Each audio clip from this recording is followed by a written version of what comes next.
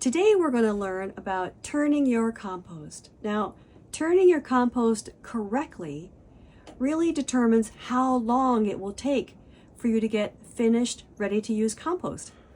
Do it wrong and it can take months, even years. Do it right and you can have finished compost in like 6 weeks. Now, how cool is that? So here are some key points we're going to cover today. Why do you turn compost in the first place? What is the best tool to use to turn compost? And not just why do you turn compost, but how do you do it? I mean, is there some kind of best way for turning compost, right? Finally, how often should you turn your compost? And then at the end, I'll cover 4 bonus topics like this one. Now, this is something that everybody who makes compost should really understand. And that is, how do you know when your compost is done, as in ready to use? So let's dive in. So what I'm going to do today is put my gloves on. I'm going to take the compost that's in the bin right here, and it's been working for about a week. And the thermometer here says it's at 160 degrees Fahrenheit. I'm going to take the ingredients from this pile and I'm going to turn it into this one. And then we're going to talk about it as I go along. First of all, one thing is, so why do you turn compost in the first place? Well, kind of think like a microbe, those magic microbes. These are the bacteria and fungi that do all the work while you're sleeping. They break down the materials, and these microbes, just like us, they need to have food, water, oxygen, right? So by turning your compost, you are exposing the microbes to new surfaces of the materials and injecting fresh oxygen into the whole community. So all right, so that's really why do you turn compost. So what is the best tool to turn compost? Well, there's nothing like a regular pitchfork. Just with the sharp tines, not a blunt potato fork. You can see I've already been turning things. And for me, because I'm kind of short and we have a limited space here, as you can see, I actually sawed off the end. So a sharp pitchfork is what you need. So here we go. And by the way, it's not about just why, remember, it's how. So I'm going to dive in and I'm going to talk as I go. You ready? First things first, I'm going to take out the thermometer. And by the way, this is Compost Cowboy, and I found him face planted on the beach on a pile of kelp when I was collecting kelp. Anyway, this is a fabulous thermometer. It's a Rio temp. And I'll put a link in the description below. It doesn't come with Compost Cowboy. You got to find him yourself. So I'm going to put that right here. Okay.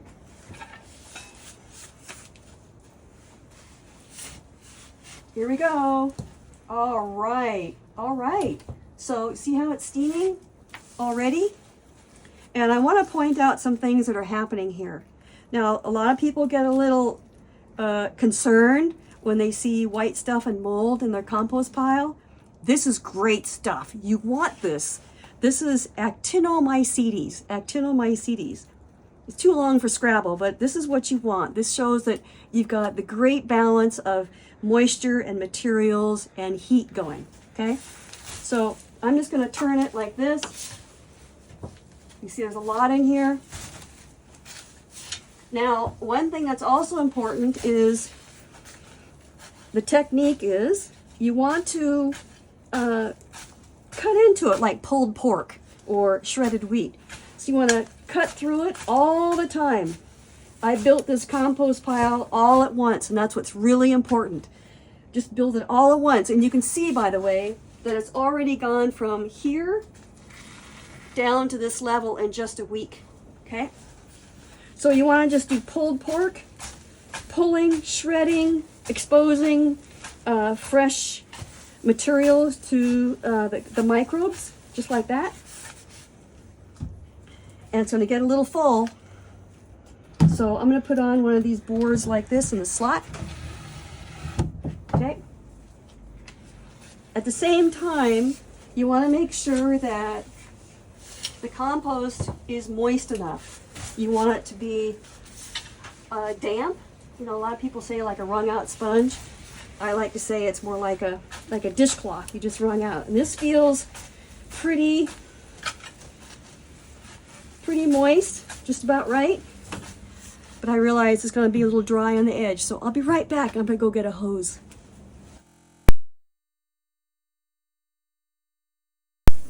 Now, if any point you think it might be a little dry, just have a hose handy. Just a little squirt like that, that's all you need. Now, I made this compost pile all at once, like I said. I did not make it in layers. In the 35 years I've been making compost, I found that building a compost pile in layers tends to block some of the vertical action of the moisture and oxygen. So I kind of do the pulled pork thing while I make them. So I'm just going to flip it over like this. And the key is to turn the outside to the inside and the inside to the outside. I make compost here in Kodiak, Alaska, as much as I can year round. The important part is to remember it's the inside temperature that matters. It's not so much the outside temperature. So there you go.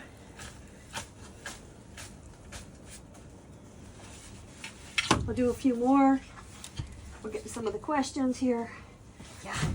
So the technique again is you want to just keep turning the whole thing. I use the pitchfork. I know a lot of people like these spiral gadgets so you can kind of twist down in there and pull it out. I find that it's not as effective as it could be. You really need to turn the whole pile. Hope I'm not steaming the lens too much here. Man, I just love this stuff. When I see this white kind of flower looking material, it's like heaven to me. I just love it. It's so nice and warm and toasty too. Okay, I'll just finish up here.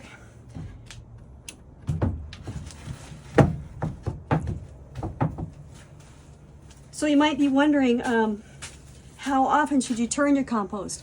Well, make your pile all at once, right? And then here we go. Here's kind of the schedule. On day, you're gonna turn it fairly frequently. It's a great upper body exercise, you guys. So you make the pile, 2 days later, turn it. And then 2 days after that, turn it again. 3 days after that. In other words, so on day 2, on day 4, on day 7, on day 10, all right? Those are the days you want to get your compost turning. And then after that, about every 10 days or so. That way, you should have finished compost, like I said, in about 6 weeks. Now, here's the thing. Another way to know when to turn your compost is using a compost thermometer will tell you the temperature will heat up, and then as soon as it starts to decline, that's when you want to turn it. And then it'll cool down for a little bit and come back up to a temperature. Like maybe if it starts at 160, it might drop, and you turn it, and then it goes back up to 140 or so. In other words, what I'm trying to tell you is that a compost pile, as you turn it, will be like a roller coaster. Compost was made of quite a few materials: leaves, kelp, the mash from our local brewery, food scraps. Oh, so speaking of food scraps, people will ask often, so how long can you keep adding scraps to your compost pile? Well, let's say you're working with a 6-week window. Phew, it's getting steamy. A 6-week window. And that is maybe the first week, maybe into the second week. But as you turn your compost that first time, maybe the second time is when you can add food scraps. After that, stop. Put your food scraps in a tote or something to save them until the next time you're making a fresh compost pile. To keep adding food scraps, and this is what gets people who have tumblers in trouble, is they keep adding food scraps and it kind of dilutes the whole thing. So you want the heat to keep breaking down the food or the scraps or whatever you're adding for materials, but your compost won't be hot enough to break them down after about week 2. So there you go. So maybe between week 1 and week 2 or so is when you can add your food scraps. But after that, just save them, okay?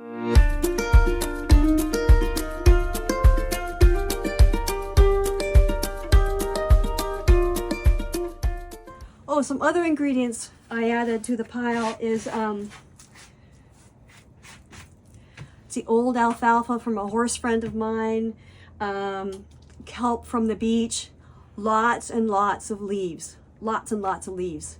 Leaves are loaded all over the surface of leaves with all kinds of great bacteria that actually inoculate your compost pile, much like making yogurt or sourdough. So they're really a great asset to your whole blend of compost ingredients.